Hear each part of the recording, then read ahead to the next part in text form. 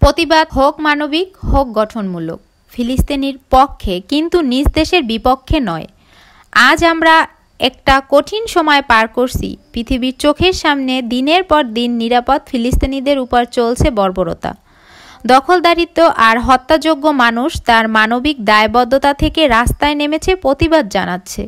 আমরাও জানাই আমাদের প্রতিবাদ ইসরায়েলি দখলদারিত্বের বিরুদ্ধে, নির্যাতনের বিরুদ্ধে। কিন্তু প্রশ্ন হলো, সেই প্রতিবাদ কি সহিংস হতে হবে? ইসরায়েলের বিরুদ্ধে রাগে আপনি বাটার দোকান থেকে জুতা স্যান্ডেল লুট করে নিচ্ছেন, কেএফসি দোকান ভেঙে দিচ্ছেন, এটা কি আমাদের প্রতিবাদের পথ? সারা বিশ্বে লক্ষ লক্ষ মানুষ প্রতিবাদ করেছে। London, new York, Istanbul, Indonesia, কোথাও কি দোকান ভাঙচুর হয়েছে? না, তারা ব্যানার হাতে দাঁড়িয়েছে, সোশ্যাল মিডিয়ায় আওয়াজ তুলেছে, মানববন্ধন করেছে। আপনার প্রতিবাদে যদি কারো রুজিরুটি বন্ধ হয়ে যায়, তাহলে সেটা এক ধরনের অন্যায় নয় কি? বাটা বা কেএফসিতে যারা কাজ করে তারা কি ইসরায়েলি?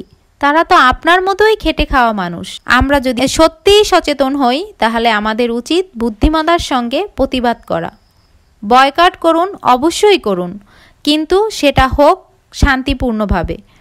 আপনি যখন কোনো পণ্য বয়কট করবেন, তখনই সেই কোম্পানি লোকসান হয়, এটাই সবচেয়ে বড় বার্তা।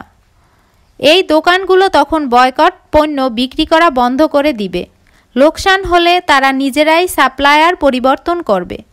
বাংলাদেশ এখন 50টিরও বেশি দেশে বিনিয়োগকারী রয়েছে, তারা দেখেছেন বাংলাদেশের অবস্থান।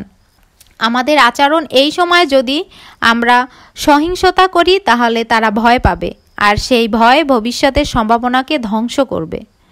আমরা প্রতিবাদ করব, কারণ ন্যায় এর পক্ষে দাঁড়ানোই মনুষ্যত্ব, কিন্তু সেই প্রতিবাদ হবে বিবেকের, বুদ্ধির, সম্মানের। চলো আজ থেকে শুরু হোক একটা নতুন ধারা, শান্তিপূর্ণ প্রতিরোধের, গঠনমূলক প্রতিবাদের।